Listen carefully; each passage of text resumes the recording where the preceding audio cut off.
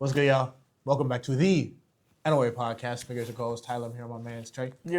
And today's topic is: do you think people are their own worst enemy, as well as why do people self-sabotage themselves? That's a nice one. So I've noticed there are many times, and I feel like I go through this now, but I feel like I did it a lot more when I was younger. But we almost shoot ourselves in the foot a lot of the times. And I feel like a lot of it is with our own doubt. How we view ourselves, how we perceive ourselves, how we think the world views us, even though that view might not be accurate. That's what we believe, and it almost holds us back to actually being able to go and achieve certain feats.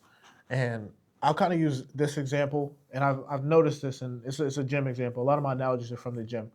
But, and Trey, you could kind of attest to this, because even you've done this to yourself at the gym, is you almost hold yourself back. There are times when you are strong enough to do a certain weight, but because of what you think about yourself, you purposely don't go up. And you almost hold yourself back. And you almost need somebody else to say, hey, throw that on in order for you to go up. There have been many times, especially early on in my career, or my lifting, I should say career, but my lifting endeavor, when I was working out with my father. And I used to never go up. I used to never think I could. And I used to pretty much hold myself back. And it was my father who was like, hey, you're going to throw on a 10. Oh, we're going to throw on a 10. We're going to throw on a 5. We're going to do this. And I was like, yo, I don't think I can do it. And then next thing I know, I do it for like 10 reps, 8 reps. I'm like, dang. And if it wasn't for him, I would have probably still been in that same weight. So I think a lot of the reason why we do hold ourselves back and we are our own worst enemy is because we doubt ourselves significantly more than we probably should.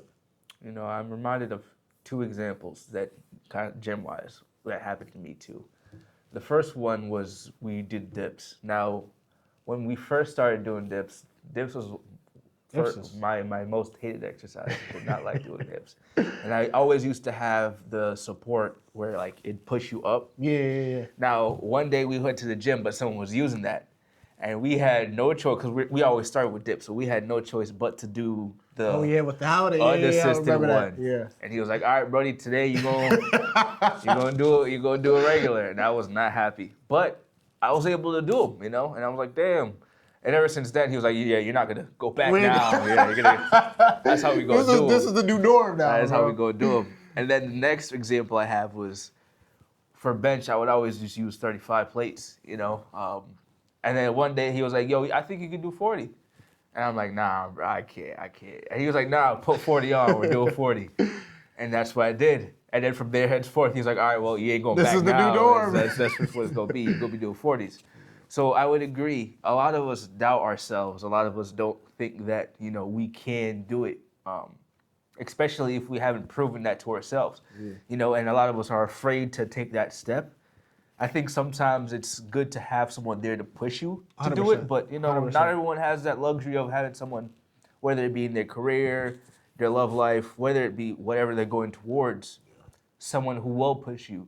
You have to push yourself, and not a lot of us have that in us. Yeah. You know, not a lot of us have that wherewithal to be like, all right, I gotta be the one to tell me you can do it. Correct. I gotta be the one to tell me, all right, though you might be nervous about doing this, it needs to be done, you know? Yeah. I'm also reminded a lot of like just being in school. Some people, they don't want to take certain risks because they are afraid of how the outcomes might be. Yeah.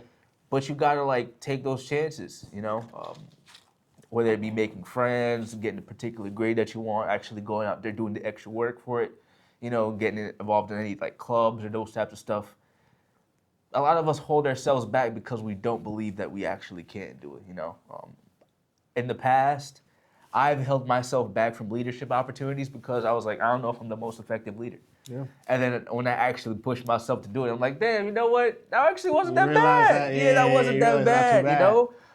I'm also reminded of like back in high school, there were particular girls I was like afraid to approach. And then when I approached those girls and like actually pulled up on them, I was like, you know, that actually wasn't as bad as what you thought. In my mind, it made it seem so much worse. Because we always go and think of the most negative outcomes, like what's gonna go wrong, and you think that's what's gonna actually happen. Yeah. But you actually come to find out that that's that's just your mind playing tricks on you, bro. Yeah. Like that's not how real life is. Don't get me wrong, negative things can happen, but like there's no guarantee that that will be the outcome for you. Nah, not at all. You know? Not at all. I think a lot of the reason I feel like we do kind of hold ourselves back. One is that, but I do also sometimes it's just like the fear of the unknown. Yeah. Like yeah. some people have no idea how it's actually gonna play out, good Yeah. or bad. Yep. So because of that, they're scared to do it.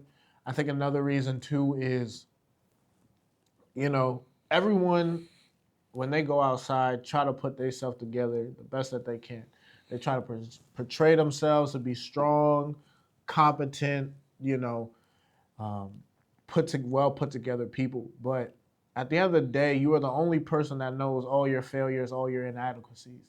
So sometimes your own knowledge of your failures and your own knowledge of your inadequacies kind of hold you back a little bit. Yeah. Because you could probably either relive your moment, you feel like you're not as strong as you portray to everybody, and because of that, you don't take certain risks, you don't put yourself out there to do certain things.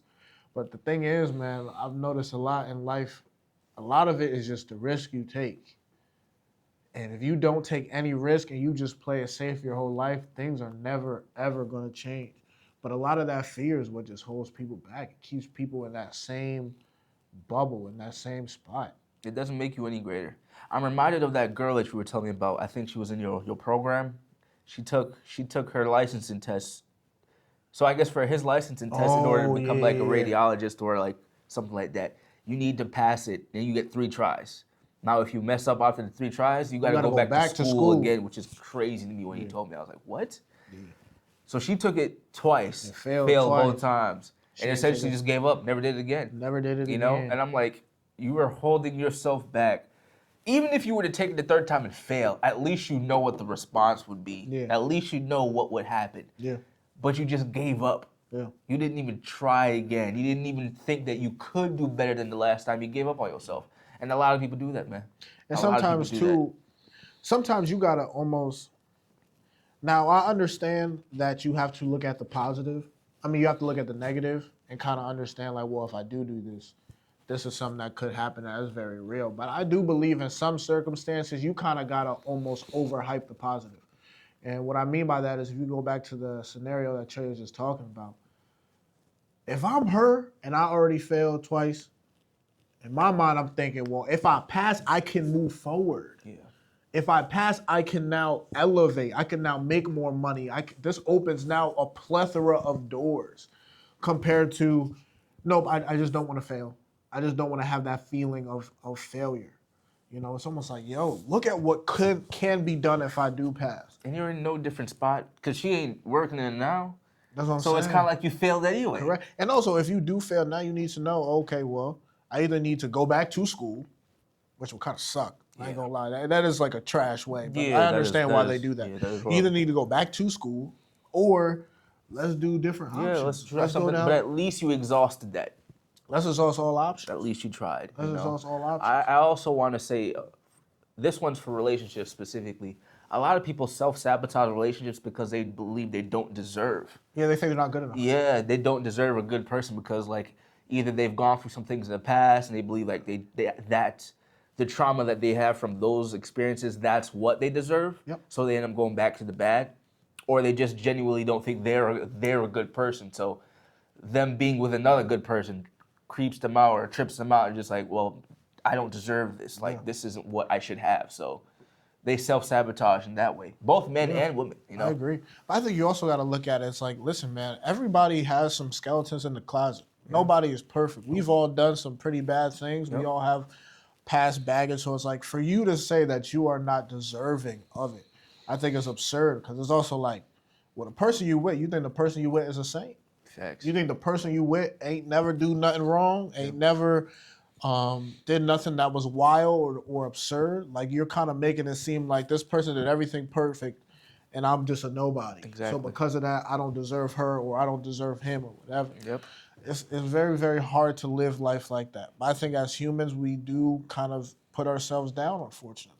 And we got to find a way to kind of get out of that, you know, because like I said, I think we are our own worst enemies, especially people. I think there are people out there who are more harder on themselves than others. I think there are people out there who are significantly more overthinkers than others, who analyze situations harder and longer than others.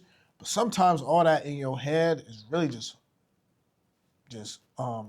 paralysis by analysis. Yeah, it's just It's in your just head. holding you back. It's just in your head. And you just got to take risk. And I feel like I used to take more risk when I was younger than I do now. But I ain't gonna lie to you. And some of the risks I've took, some of it's been bad.